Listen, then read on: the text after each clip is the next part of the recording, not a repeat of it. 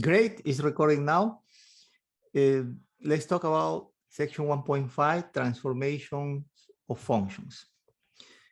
First, we have to talk about these so-called parent functions, which are very, very basic functions that are gonna help us to figure out the graphs of more complicated functions. And what are these parent functions? The first one is called the constant function.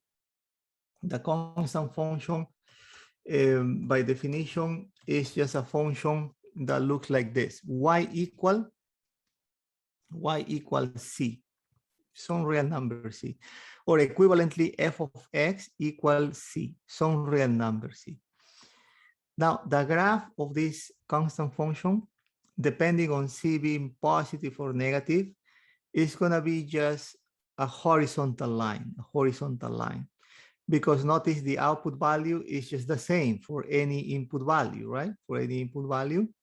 So it will show a horizontal line above the x-axis again if c is positive, below the x-axis if c is negative.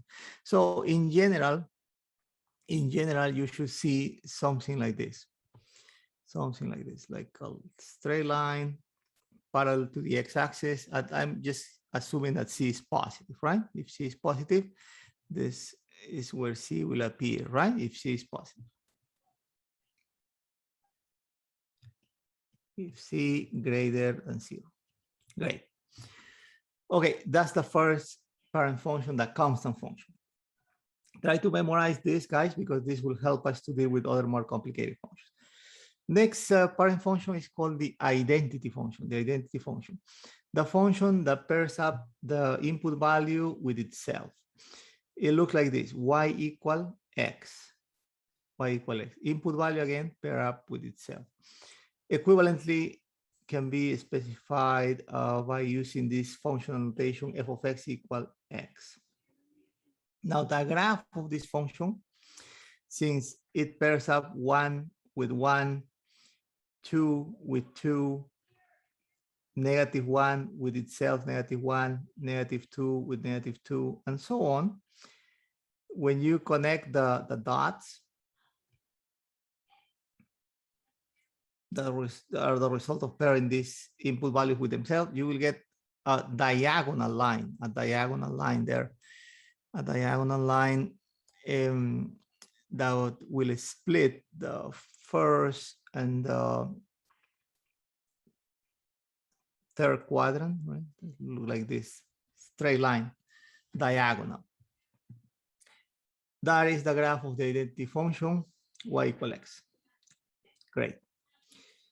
The next function that you should be well aware of is this. It's called the quadratic function. And I have written this quadratic word between quotations because it's the quadratic function in its basic form, in the simplest form, okay? Later on, we will talk about quadratic functions in general in detail, but this is the one that is the simplest. Y equal x squared, okay? Quadratic function, or square function, sometimes they call it. Equivalently, f of x equal x squared, or in functional notation. Now, the graph of this guy is going to be 1 squared is 1, right?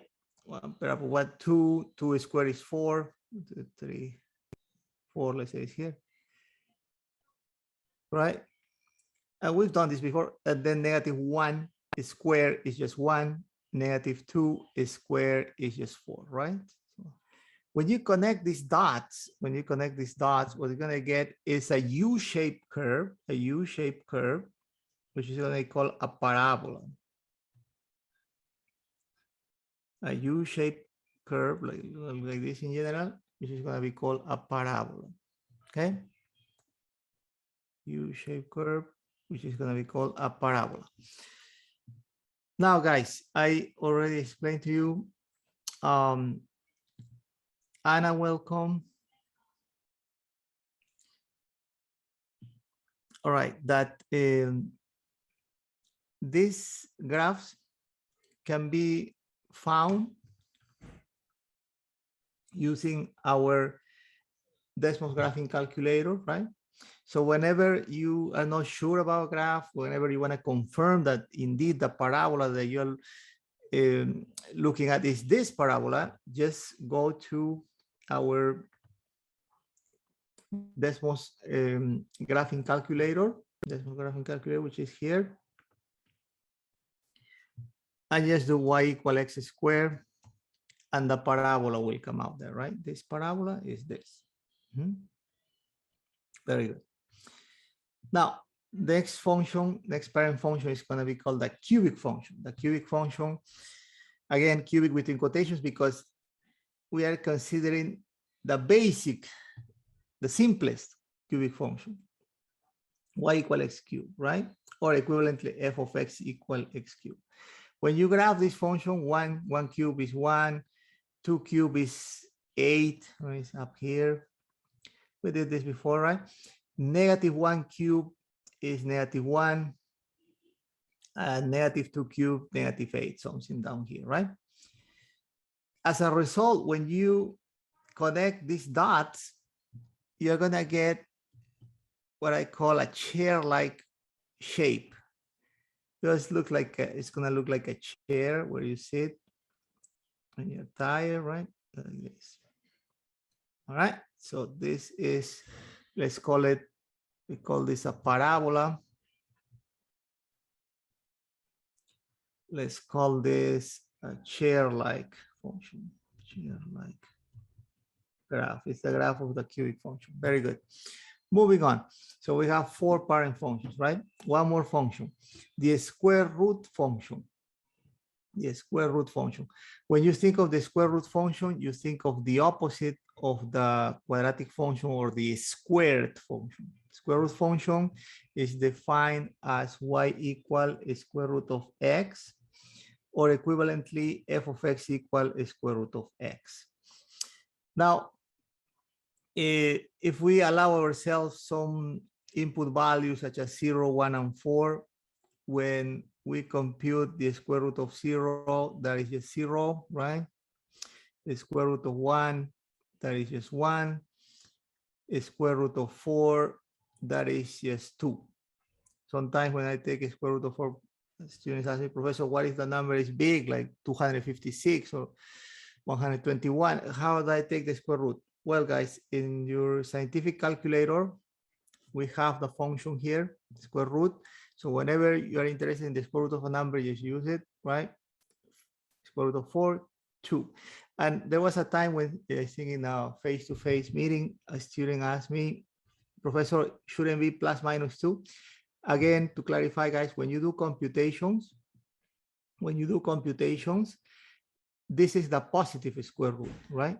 When you solve equations, x squared = 4, then x = plus minus 2. That's a different story, right? Different concept. But for computations, it's the positive square root, the one that you take.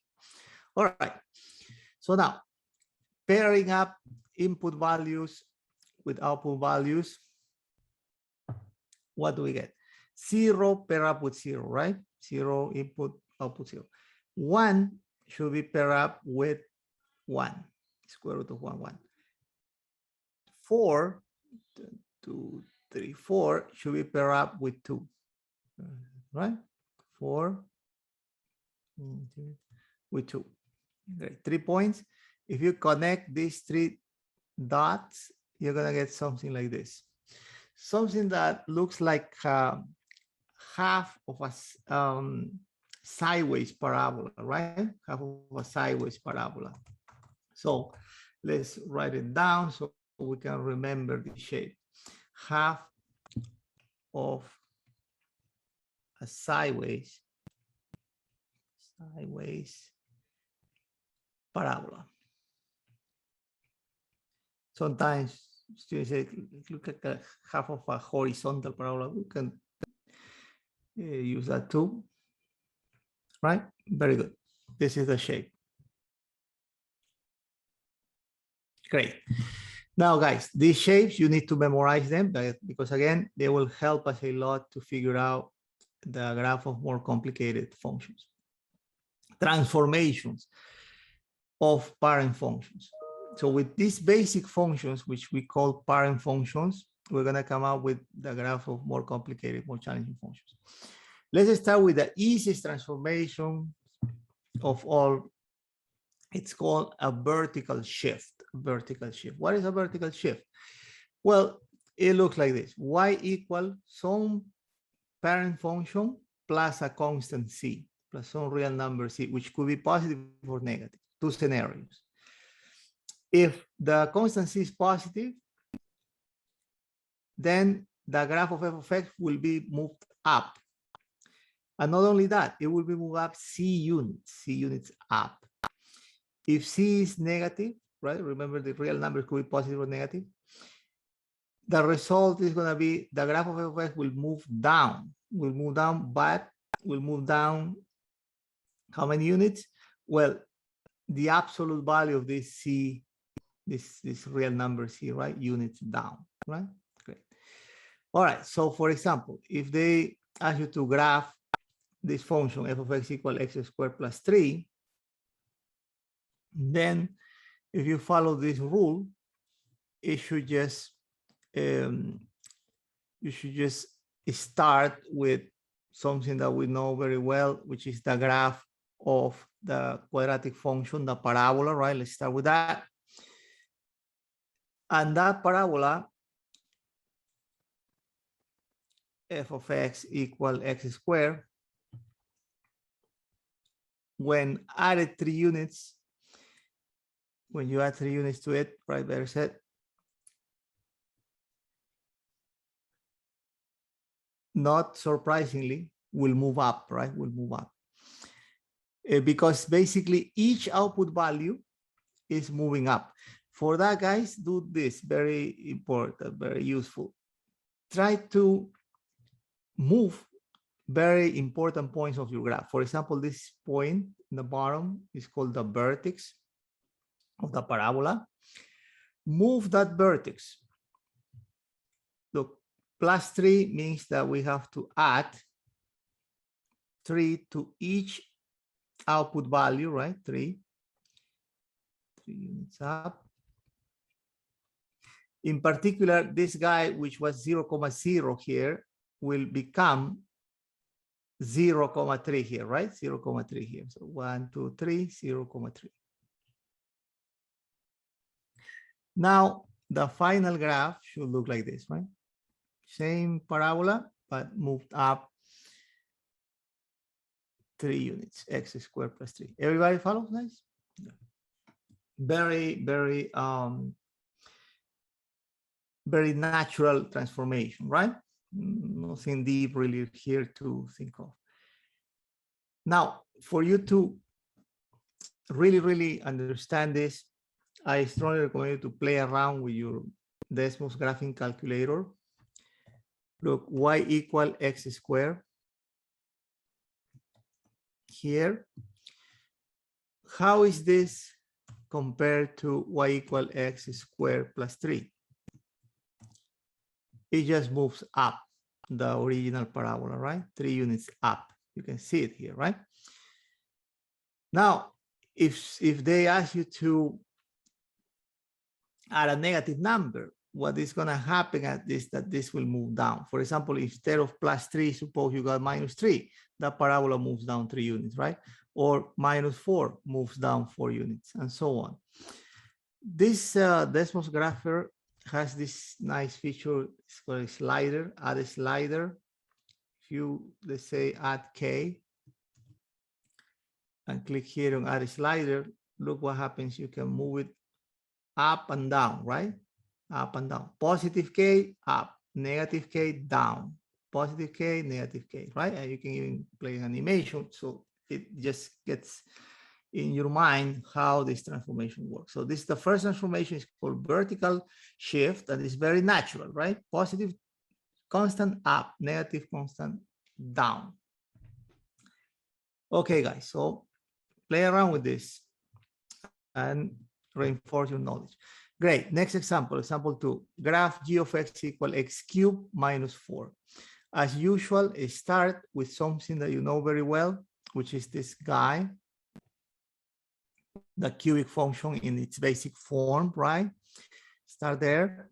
The cubic function in its basic form look like a chair, right? Is this, right? This is g of x equal x cubed. Now, I want g of x equal x cubed minus 4. Again, pay attention to this important point. This is not called the vertex. It's called an inflection point. Later on, they will teach you in calculus. That this point, which is 0, 0 here, out of this subtraction of the number 4 will appear 4 units down here, right? Down here, that point.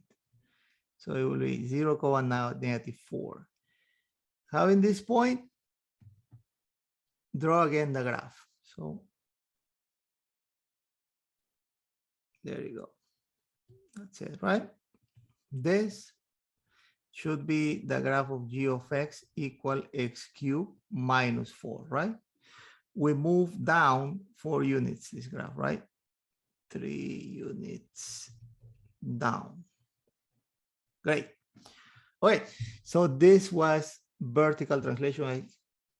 I'm pretty sure nobody's going to have problems with vertical translation, right? Very straightforward. The next is called the horizontal shift. Horizontal shift, which is a little bit tricky. This we said the first one, vertical shift, we said was intuitive, right? Because follows kind of what you do. Intuitive. This is counterintuitive. I will tell you straight. Counterintuitive. Counterintuitive. Because kind of goes against intuition. Look, it looks like this. Y equal f of, between parentheses, x plus c. The change is now affecting the input value, no longer the output value, the input value. Two scenarios. If c is positive, it moves it left. It moves the graph of f of x to the left. If c is negative, moves to the right. Professor, what? Is that a typo? It's not a typo. It's how this actually works. I will show you. But again, that's why we said this is counterintuitive, okay? Let me show you this with an example. Suppose they ask you to graph f of x equal a square root of x plus 3. Notice the change is inside now, right? Inside, affecting the input value. Now, quickly you see that this resembles the square root function, right? One of our parent functions. So let's start with that. So you start here with your parent function, f of x equal square root of x, whose graph is this, right? Half of a sideways parabola. Great. Now, what is going to be this? Again, guys, very useful this. Take this point, important point, right? 0, 0. See where this is going to appear here. Notice, if you want 0 for the output, right? What should be the input here that will give you 0 for the output? Well, notice if this guy is negative 3 plus 3 is 0, square root of 0, 0, right? So basically, the input value, negative 3 plus 3 is 0, square root of 0, 0, will give me the output value 0. So this guy is moving 1, 2, 3, then to the left, right? So this should be negative 3 again. Negative 3 is the one that goes with 0 there now, right? This guy, this. And the rest stays the same. The rest is parallel to this, right? So like this. You follow, guys?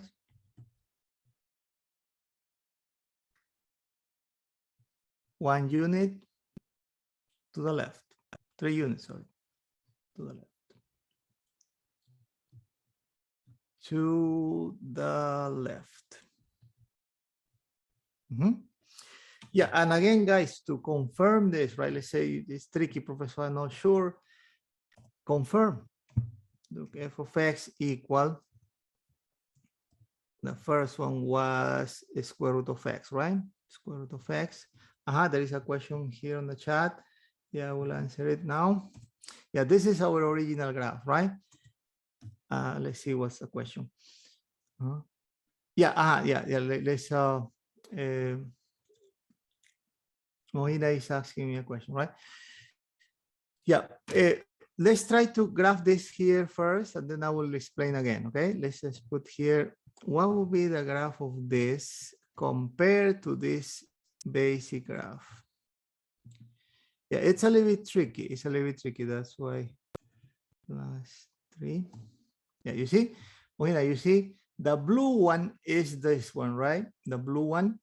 The original one, the parent function, is the red one. The red one has moved 3 units to the left, right? As we did here, 3 units to the left. Yeah, now why that happens? Again, let me try to explain it again, right? When you look at why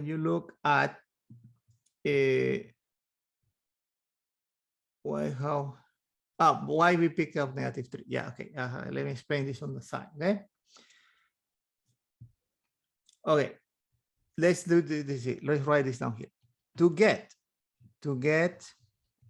0 as output, input must be what here in this original graph? Input must be 0, right? Look, 0 goes with 0, right? In the original graph. Now, to get, let's write it in red, to get 0 as output value,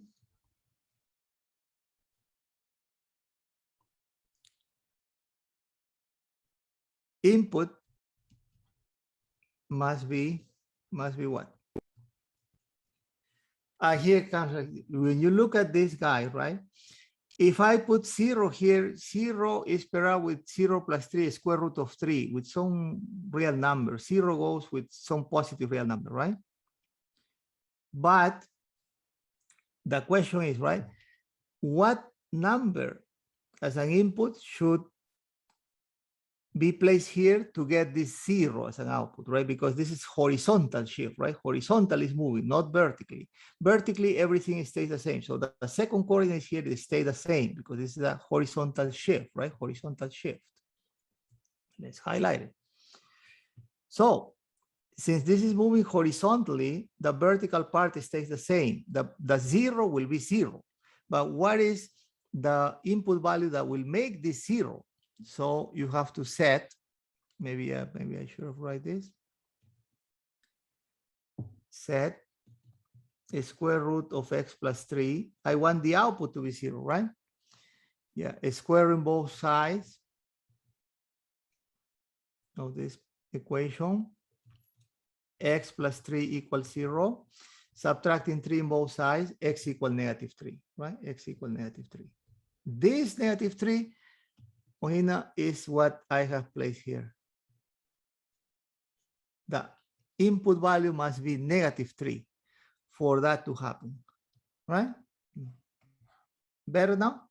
It's a little bit tricky. I agree. It's not, that's why I wrote here counterintuitive. Defies intuition, right? Intuition says, oh my God, but in the number line, they told me negatives on the left, positives on the right.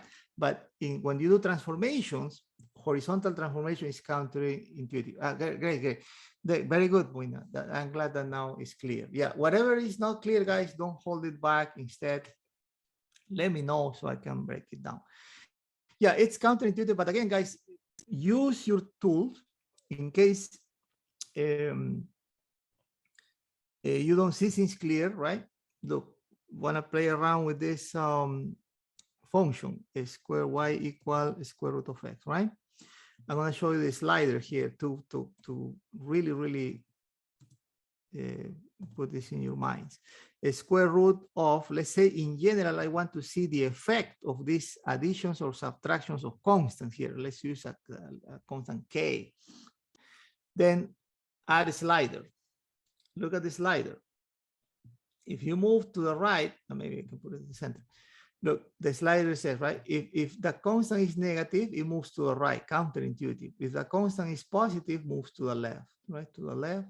If the constant is positive, but if the constant is negative, to the right. counterintuitive, right? For horizontal shift. You can even play an animation. Look, positive moves to the left, negative moves to the right. That's for horizontal shifts, right? For vertical shift, we said intuitive, right? Follows what intuition suggests, but this one is counterintuitive. Play around with this tool, guys, your Desmos graphing calculator. So make sure you understand this, because you are going to deal with more complicated graphs on your homework. You may need to really, really have this clear. Okay, great. Let's go back. Okay, now, next, a combination of the two, vertical shift and horizontal shift together. How do we deal with that? Suppose they ask you to graph g of x equals square root of x minus 2 outside minus 3. So there's an internal change and external change, right? So quickly you realize that this guy resembles our square root function, right? Square root function. Let's just take this part. So start with that. Start with something that you know. If you start with that, then you will see, this is like a half sideways parabola, right? This is the graph of this guy. Now, because of this -3, let's start with the simplest transformation. This is a vertical shift, right? Vertical shift. The graph, this graph has to go down 3 units, right? Down 3 units because of this. But because of this -2, right? Because of this, let's write it here, right? Down 3 units because of this guy. But because of this other guy here inside, because this other guy, this is telling me what? To the right 2 or to the left 2? Anyone could answer on the chat or say, are we going to move to the right 2 units or to the left 2 units? What do you think?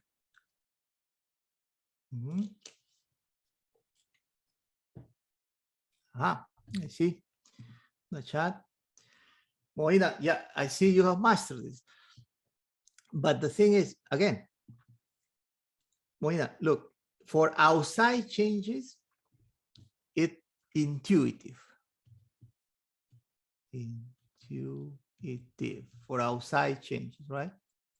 This is vertical shift. But this is a horizontal shift because it's inside. So for horizontal shift, remember, horizontal shift, counter intuitive, right? Counter intuitive. Yeah, I know the mind is strong, saying -2 is to the left, but it has it to the right, 2 units to the right.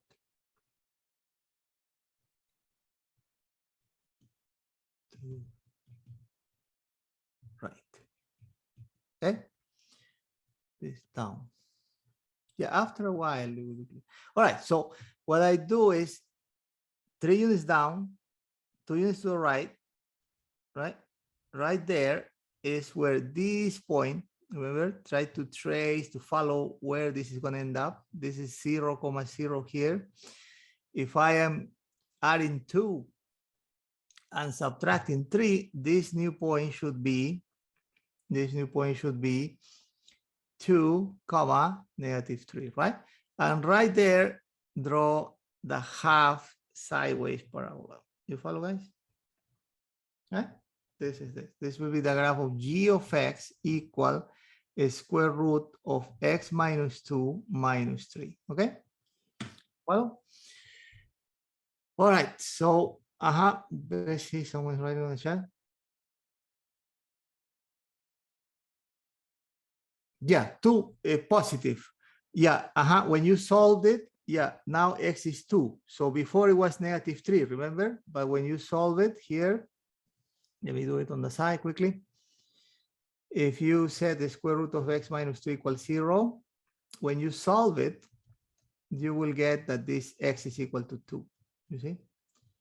Yeah, it is tricky. I agree, but don't feel bad if you don't see it. Look, x equal to now positive, right? Positive, right. Before was negative, left, right? You follow now? Follow now? Very good. Mm-hmm. Yeah, very good. Yeah, guys, remember, mathematics is all about figuring things out, trying and trying. It's not straightforward sometimes, but once you get it, it will stay there, right, in your mind. So again, play around with the Desmos graphing tool to confirm, right? You're not sure? Confirm that.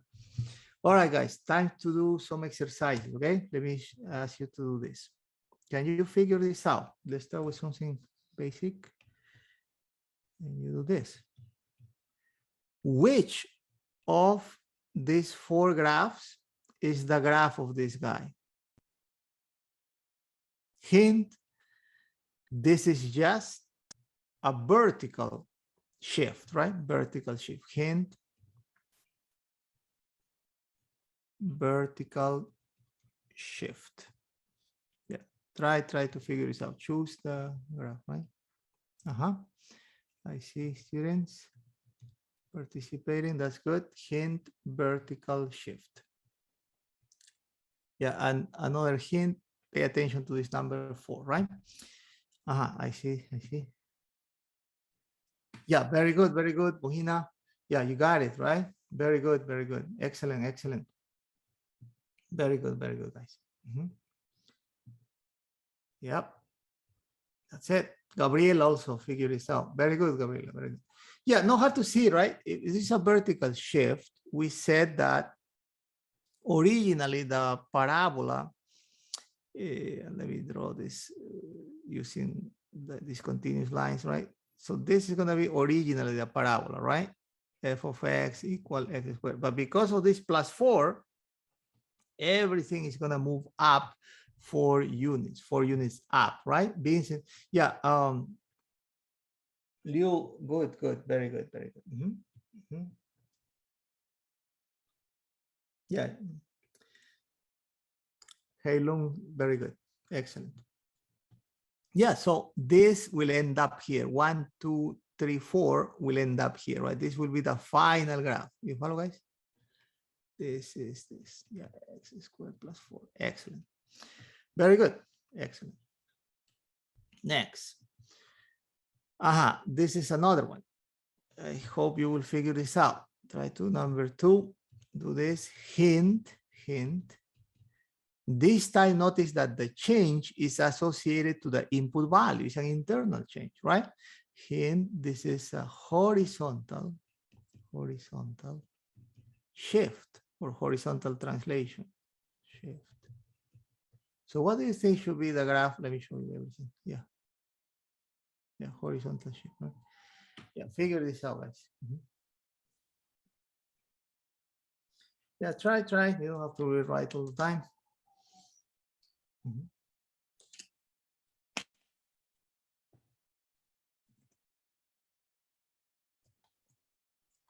Remember, the horizontal shifts are counterintuitive, right? It's a very surprising result in mathematics, but it is what it is. We showed it, right? Moina, excellent. Excellent. Yep, I think you have mastered this horizontal shift by now. Yeah, positive 5 tells us that we have to move to the left, right? To the left.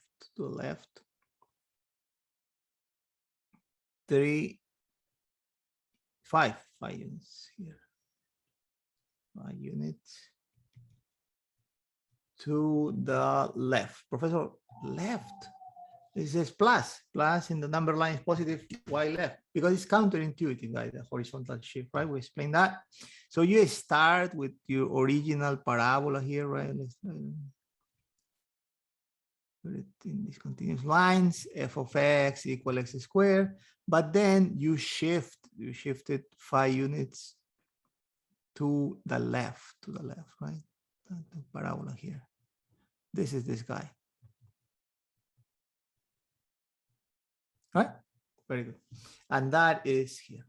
Excellent, excellent, guys. Next question I want you to do. This deals with different type of transformation, different type of transformation. So let's go back to the another one, number 5 here. Yeah, number 5. Another one that you can do now. This one's still with something else. So number 5. This one. I want you to try this, guys. But this one requires reflection. So I have to talk to you about reflection. Yeah, let's go back and talk about reflection there. Okay, the third type of transformation is called reflections. Reflections, they deal with the case when your function is multiplied by -1. Outside, the output value is multiplied by -1, like in here, right? Or when your input value is multiplied by -1. Negative f of x or f of negative x. For the first scenario, the rule says this reflects it about x-axis. Not hard to believe that, because notice if you change the sign of your output value, what's going to happen is that whatever is positive will turn out to be negative, or whatever is negative will turn out to be positive, right? It's a very natural rule this for this scenario. The second one is a little counterintuitive. But again, we know that whenever you apply changes to the input value, counterintuitive, it says y equal f of minus x, reflects it about the y-axis now, the y-axis. Because the idea is that you have to counteract the effect of this negative sign to keep this unchanged, right? I will explain with example. Example 1, suppose they say graph f of x equal minus the square root of x, minus here. Well, quickly, you look at this guy. This resembles the square root function whose graph is this, right? It's a parent function for us. Now, what this negative sign will do to this? Well, if you follow the rules, it reflects about the x-axis, right? So basically, I want you to think of placing a mirror here, a mirror, and looking at the image here. So mirror there. So this will appear down here, right? So that is why the resulting function should be this, f of x equal negative square root of x. Everybody follow, guys? Everybody follow?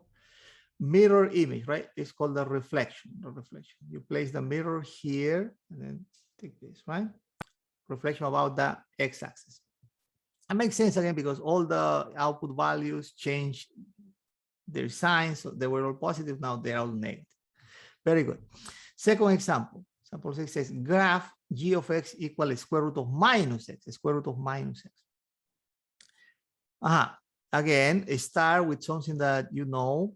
What we know is the graph of this guy, g of x equal square root of x, right? In order to get this guy with negative sign, the rule says reflect your graph about the y-axis now, So we're going to reflect this about the y-axis now. So I'm going to ask you to kind of imagine placing now the mirror here. This here. Mirror here. Mirror there. And if you place the mirror there, then this guy will reflect itself this way, right? This way. So this is what you have to do here. You follow, guys? So this is going to be g of x equal square root of minus x. Okay. Very good. You follow, guys? Yeah. And again, why is that? Different explanation, but basically for -1, -1 square root of 1, right? That's how you keep the output values fixed, right? So this is the reason. Okay, guys. So now, then with this explanation, with placing the mirrors and taking the image, I think you can handle now this guy. Can you try this? Somewhere here. This guy. Warning, there are 3 transformations. I will give you some time. Then we'll talk about non-rigid transformations. So can you try this, guys?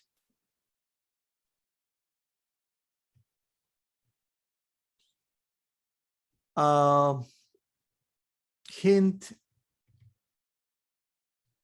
there are 3 transformations.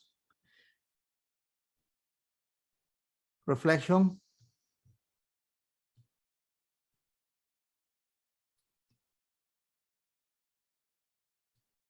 vertical shift, horizontal shift. Horizontal shift. 3 transformations, okay? So try to do it. You can go and draw 3 graphs, and the last one should be the graph of this, right? If it makes it easier for you, or you can do it all at once. It's up to you guys.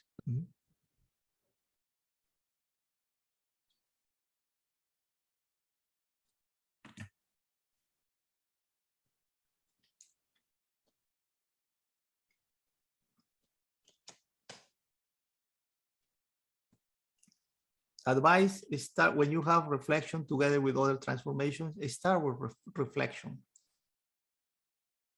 It shouldn't matter the order in which you apply these transformations, but somehow starting with reflection makes things easier. Mohina, let's see, number 5. Yeah, I think you forgot one transformation for number 5, but try to check it. Try to check. I think it's missing one transformation there, but it's good. Yeah, very close. Yeah, but while you think about it, maybe I can.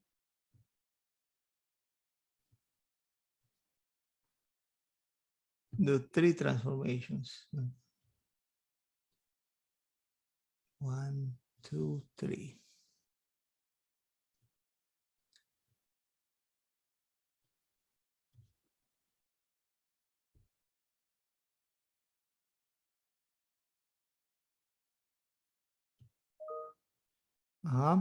Yeah, go ahead, guys.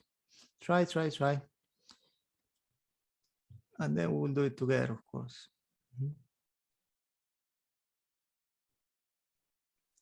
Yeah, let's use a couple of graphs there. All right, so let's do it together, right? Let's do it together. If we start with the square root function, the square root function says, this is your function, right? G of x equals square root of x. This is a parent function. We know it's just half of a sideways parabola. Now, the reflection, I suggest they start with the reflection, right? If you do the reflection, this guy will be reflected about the x-axis, right? Because the negative sign is outside the function, right? So as you're gonna get as a result, this, right? This is gonna be g of x equal negative square root of x, right? Great, but it's not over there because then you have to consider this vertical translation of 2, so 2 up. So the number 2 up. And because of this positive 1 internal change, 1 to the left, right? This is +1 is counterintuitive, 1 to the left. 1 left. So this guy, take this point didn't change when you do the reflection, but it will change when you move everything to up, 1, 2 up, and 1 to the left, right? There you go. Here. This point will appear here, right? There reproduce this graph, right? So more or less something like this. Let's do it nicer.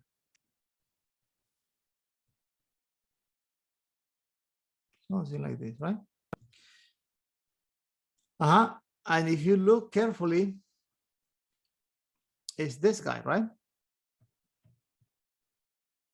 You follow, guys? Important point this, -1, 2 coordinates of this. Initially, this was 0, 0, right? Then we reflected about the x-axis. Then after that, we shifted it up 2 units, shifted to the left 1 unit, right? That's a consequence of this. Everybody follow, guys? Questions? All right, let's talk about non-rigid transformations now. Okay, non-rigid transformations. I hope this part is clear. But I think there is one more that we can do, number 6, before moving on. Number 6 is good. Number 6. Yeah, can you try this now? Number 6 also with 3 transformations, right? Yeah, try to follow this on your homework, guys. Hint, there is reflection because of the negative sign. Reflection. There is here, because of this +2, horizontal translation. Horizontal shift. And there is, because of this -3, vertical shift. Remember, horizontal shift counterintuitive.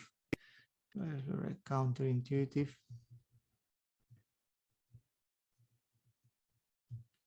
Intuitive. All right, can you try this, guys? Let me write the function here bigger. G of x equal minus x plus 2 raised to the 3rd power minus 3. This is the function that we have to graph, right?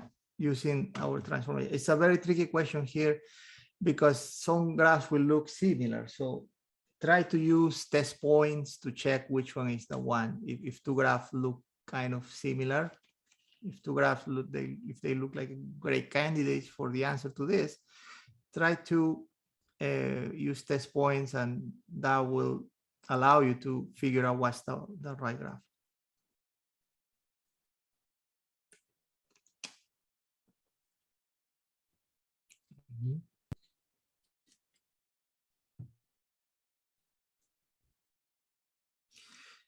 For test points, advice use input 0. Sometimes that helps. So it's basically try to figure out the Y-intercept. That will help you to determine which one should be the right graph.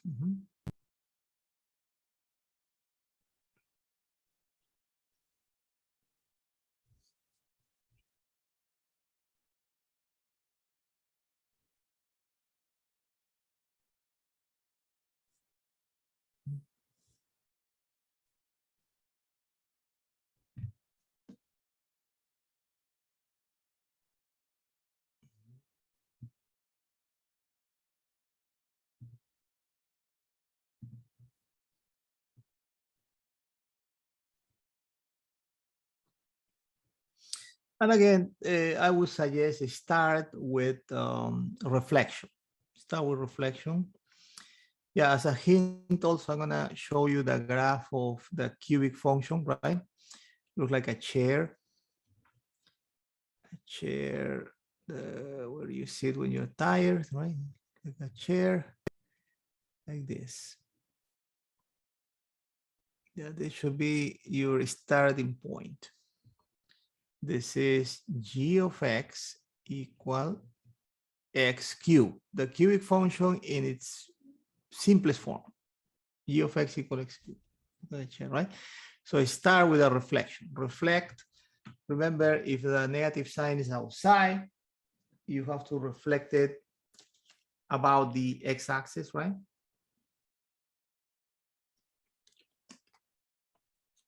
So basically, you're supposed to put the mirror here, right? Mirror here. Mirror. Right here. And look at the reflection, right? Start there, and then the horizontal shift, the vertical shift.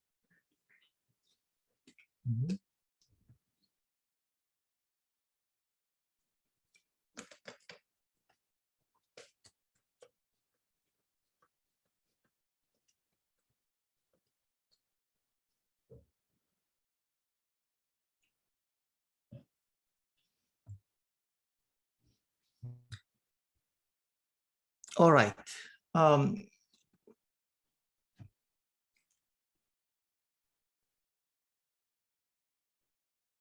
Let's see. I see. So moving the chat room. Liu. Let's see.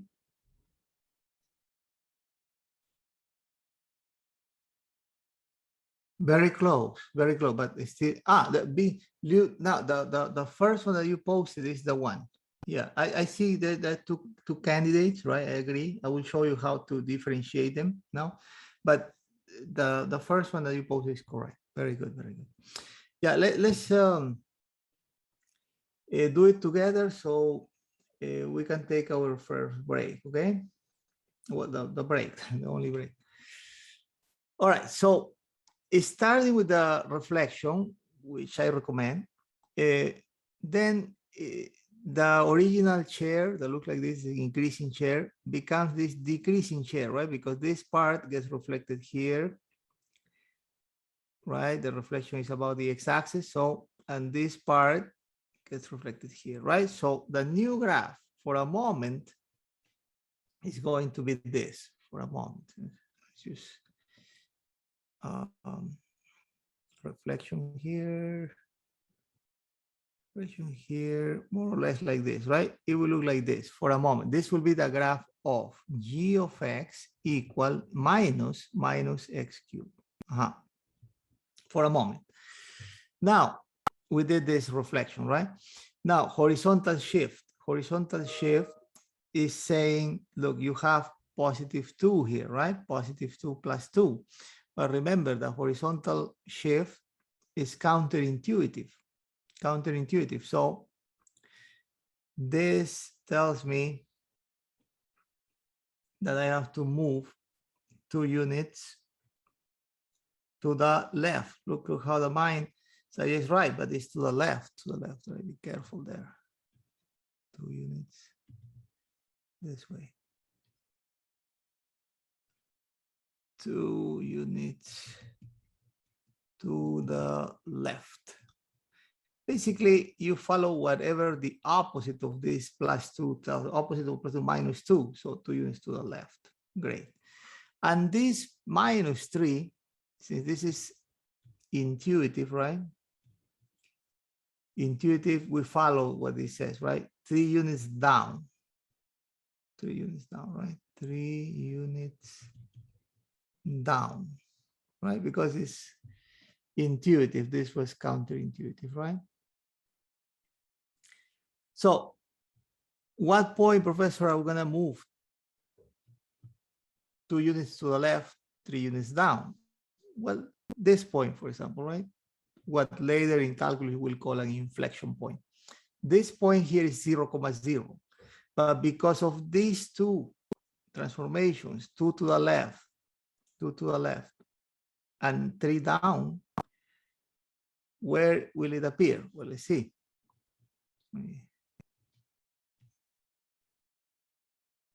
Okay, so you're gonna go 2 to the left, 1, 2, 3 down, 1, 2, 3, right? So somewhere there is gonna be this point,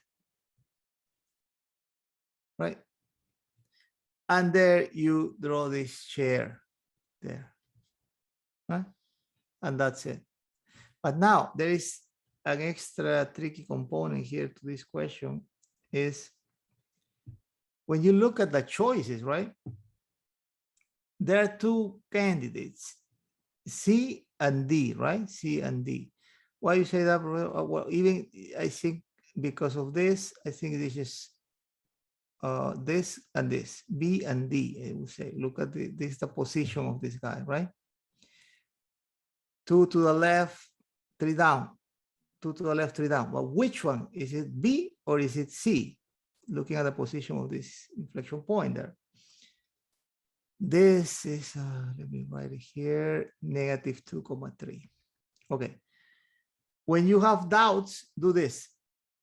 Use or calculate the Y-intercept, the Y-intercept. Y-intercept by setting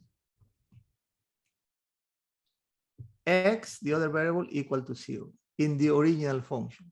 The original function is this, right? G of x equal minus x plus 2 cubed minus 3. See what is g evaluated at 0. That should be our y-intercept, right? No. 0 plus 2 is 2. 2 raised to the third power is 8. There is a negative sign outside. Negative 8 minus 3. Negative 8 minus 3 is just negative 11, right? Negative 11. So the y-intercept should be what? Then y-intercept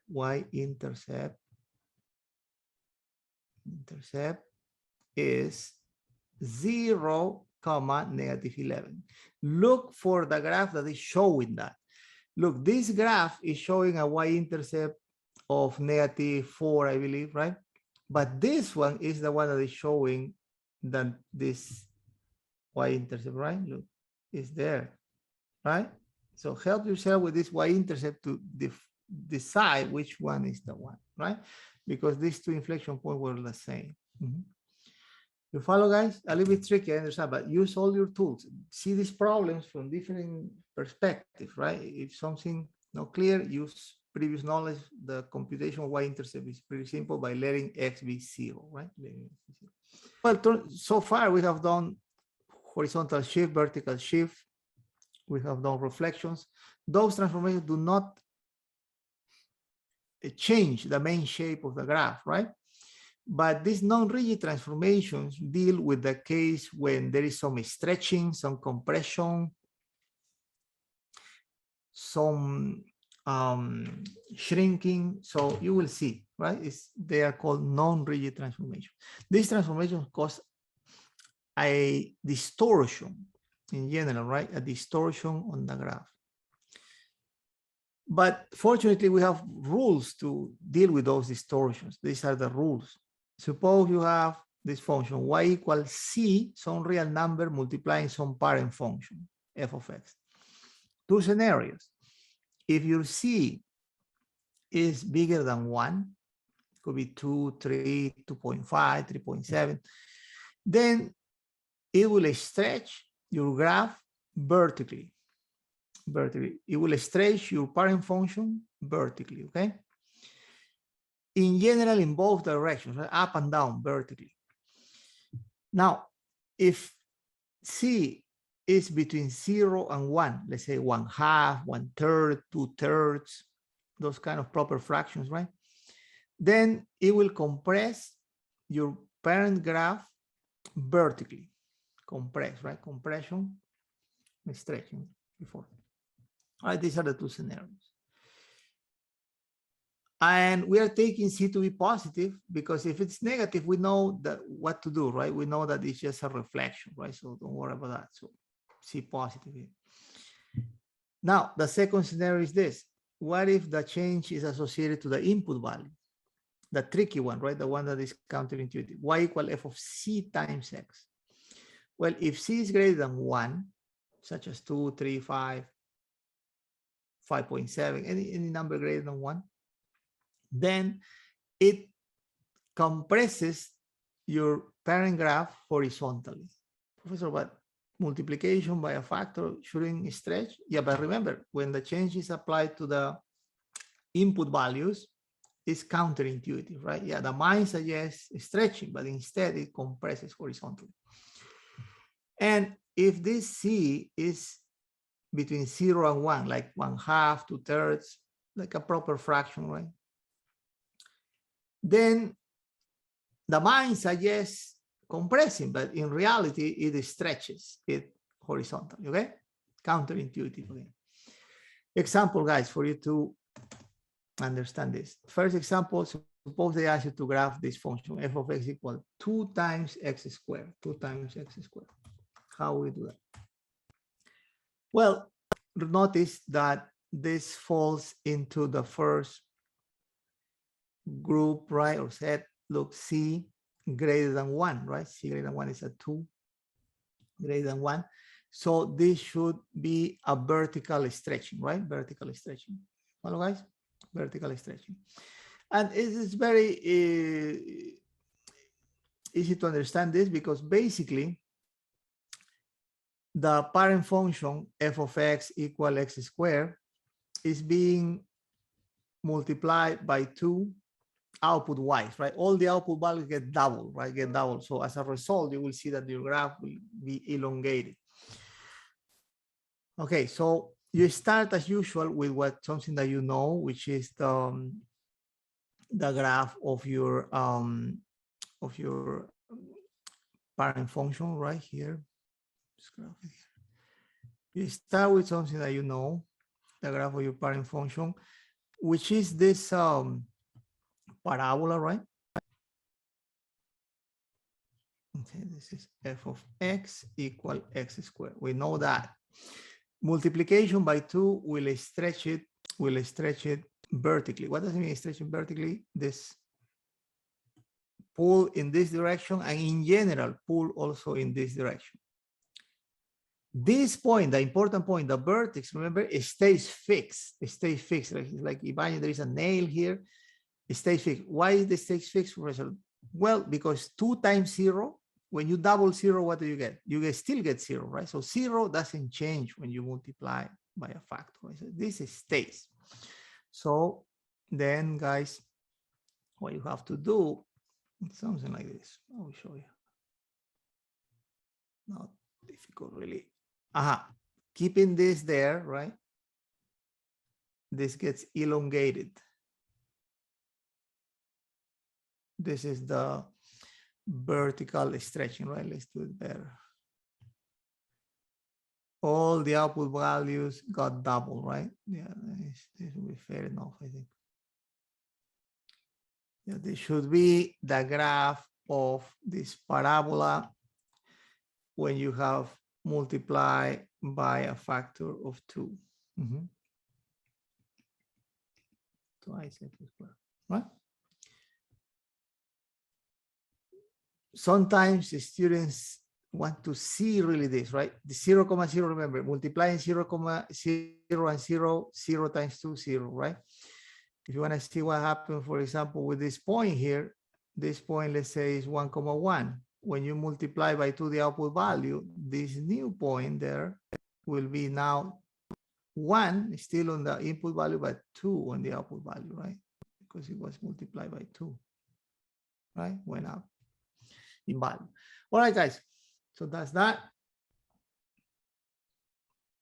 Sometimes students say, Professor, is there a formula to go from one coordinate to the other? Well, if you think of a formula, this should be x equal twice y, right? The output value is multiplied by 2. The input value stays the same. Great. Another example, guys. A graph g of x equal minus 1/3 times x squared. The minus can be taken care of by applying a reflection, right? Applying a reflection. So start with something that you know, which is this, the graph of your parabola. Now, from there, I am going to take right away the reflection of the parabola, okay?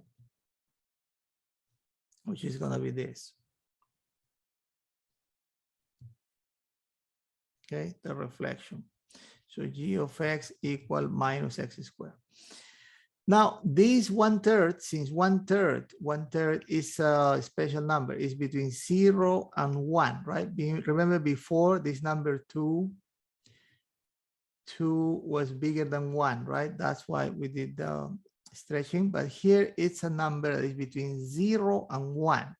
So the rule says you have to do a vertical compressing, right? Vertical compressing. What does it mean vertical compressing, Professor? Well, it means this. You push in this direction, you push in this direction, keeping the vertex fixed here, right? Because remember, this 0, 0, when you multiply it with 1/3 will be 0, 0 still, right? Yeah, so this stays fixed. So this is gonna be a vertical compression by a factor of 1/3. So as a result, this guy will get wider, right? Wider. So let's do that. It will open up. So let's do this here. Very good, guys. So this finally will end up like this, right? Sorry. Like this. Okay. Yeah. Again, this point stays the same, right? This vertex stays the same, but the rest is 0, 0, this is 0, 0, but let's say this point, which was here, negative 1, 1, over here will be negative 1, a third, right? The output value got smaller. That's the idea, right? Very good, guys. Very good. Just point by point, right? Now, another example here. Graph this, g of x equals square root of 5 times x. Now the change is inside, right? The change is inside. Notice that. So how do you handle this? Well, start with something that you know, which is the graph of the square root function, which is this, g of x equals square root of x, right? The half of a sideways parabola. And look at this guy, it's a 5. 5 is bigger than 1. Remember, it suggests a horizontal stretching, right? But instead you do horizontal compressing. Remember, compressing, because remember, these changes associated to the input are counterintuitive. So you gotta do this. Horizontal compressing. Keeping the vertex fixed, right? Keeping this point fixed. If you do that, you're pushing this up, right? So this will go up here. And as a consequence of that, you should get this, right? This part, since you're pushing, keeping this fixed, it will go up here. That's it. Maybe like this. Yeah. This is going to be the graph of g of x equals square root of 5x inside. Yeah, very good, guys. Okay. Compress.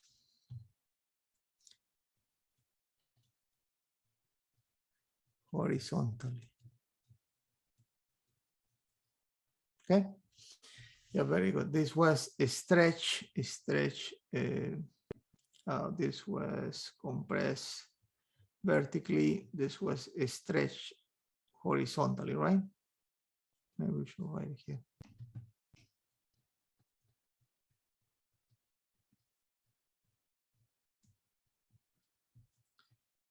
This was compress, stretch vertically, sorry.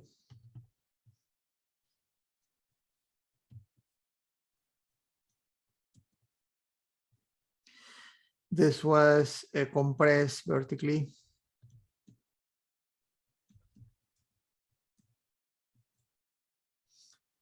This was compressed horizontally. We did right that.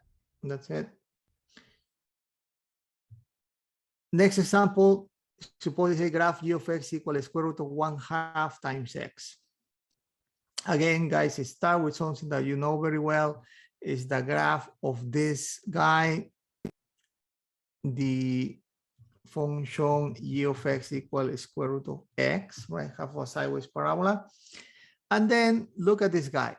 This number 1/2 is between 0 and 1, right? Suggests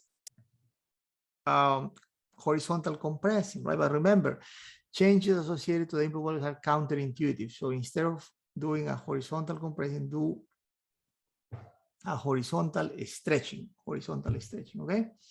Horizontal stretching, I will write it down. So you're gonna do this. Keeping, again, this guy fixed, right? The guy here on the bottom. Keeping this fixed, horizontal, stretch.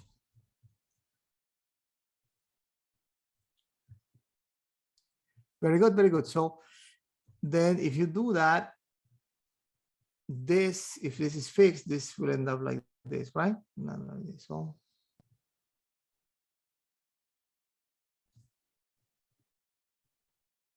this will lower itself like this. This will be the graph of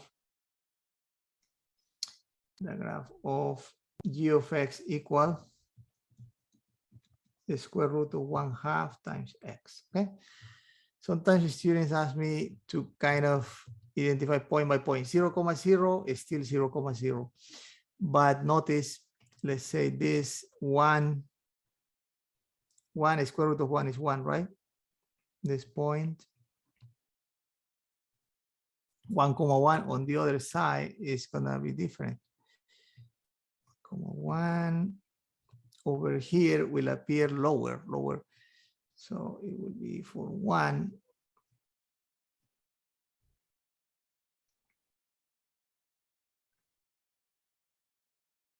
Yeah, let's choose a point that's going to be good for this. Let's say that 2, 1. 2 times 1 is 1, square root of 1 is 1. Over here, this input 2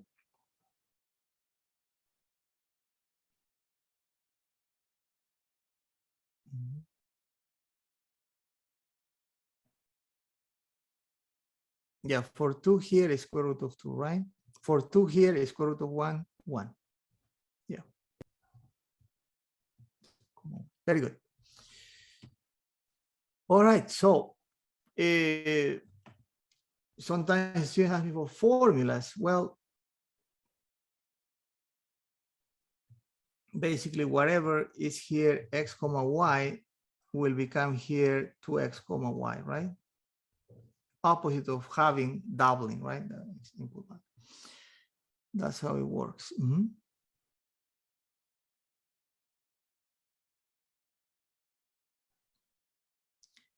Yeah, if this is 1, 1,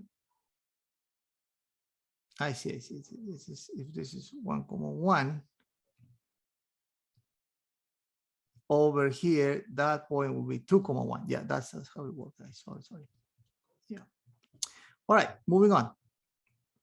Let's do some worksheets. Let's work on the worksheets, right? For you to do some work. Hopefully the rule will allow you to identify the change among the choices, okay? So try to just do the details. Of course, I wrote them down in case I need, but I don't think are necessary. For example, what about this, guys? Try to do this. And you will see that the rules will be enough for you to determine which one is the graph. So what about this? Number 3, can you do it? Y equal 5x squared minus 1. Hint, this number 5, since it's bigger than 1, and it's applied outside the function x squared, suggests a vertical stretch, right? Vertical stretch by a factor of 5, right? And this guy suggests vertical shift. Can you try that? Yeah, figure out which one should be the graph.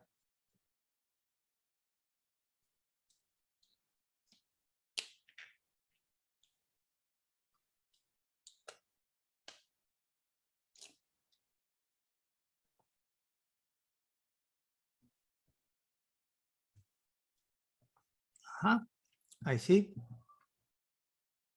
Mohina, very good, excellent. Yeah, very good, very good. Yeah, if you follow the rules, right, it shouldn't be hard. Details, again, if needed, right, maybe in the homework. For this worksheet, I think the main rules should be enough. So, for example, in the first question, the number 5 shows that we are supposed to stretch vertically, right? Our original parabola. Let's say this is your original parabola. You gotta stretch this vertically by a factor of 5. If you do that, right, keeping this fixed, right? Keeping this fixed. The new parabola will be very narrow, right? Very narrow, like this. This will be y equal 5x squared. And then this -1, since it's a vertical shift, is telling you to put this point down 1 unit, right? 1 unit down, and then the final result should be this one, like this. I know how to see that this one is just D, right? You follow, guys? It's here, down here, 1 unit, the vertex. Great. Now try this. Try this, guys.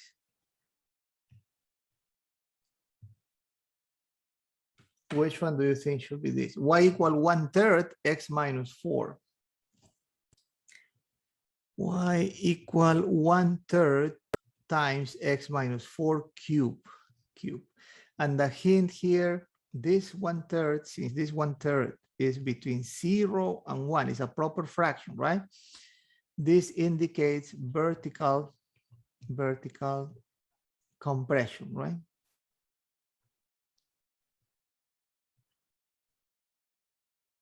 Vertical compression. And this -4 inside the function, since it's affecting the input values, this negative suggests left, but you do right? You do the opposite, right? 4 units to the right.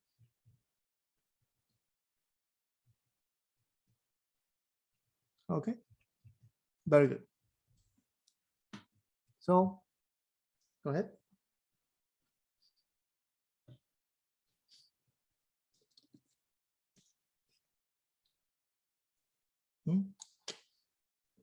Great, I see movement on the chat.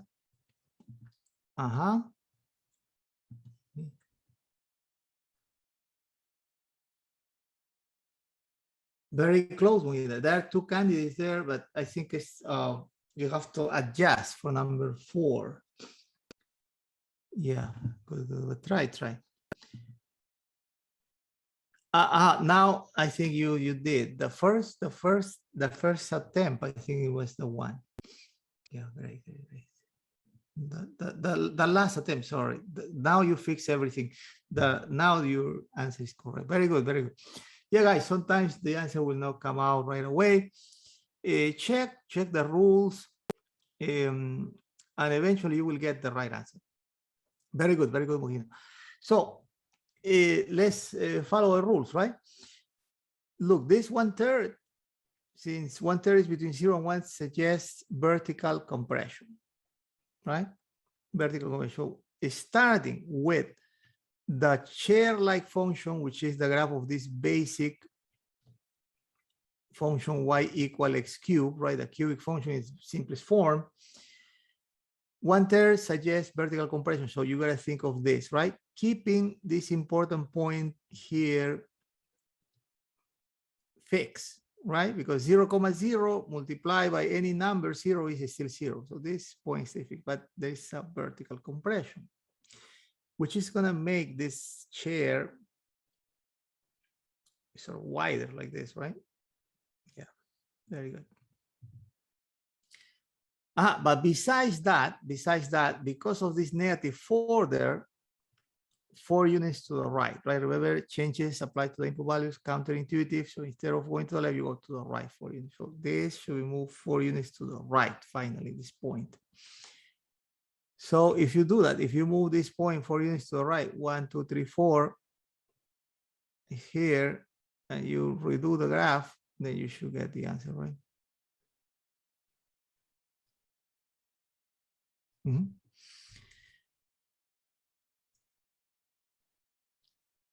Okay, great. So this one, right?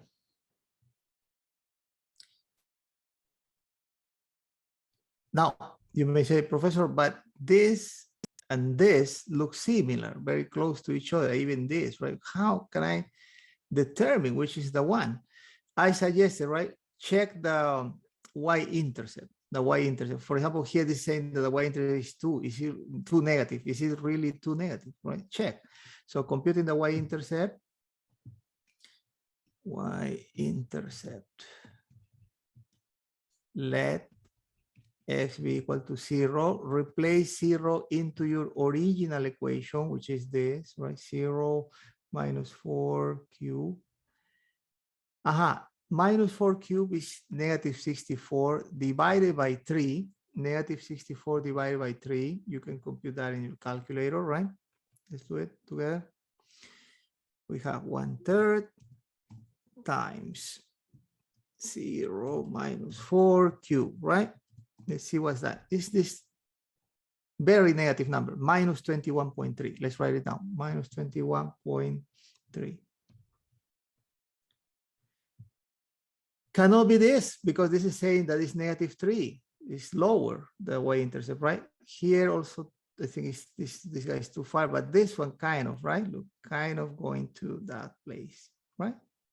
And it's the chair has been widened, so it has to be this, right? You follow it? We'll use this.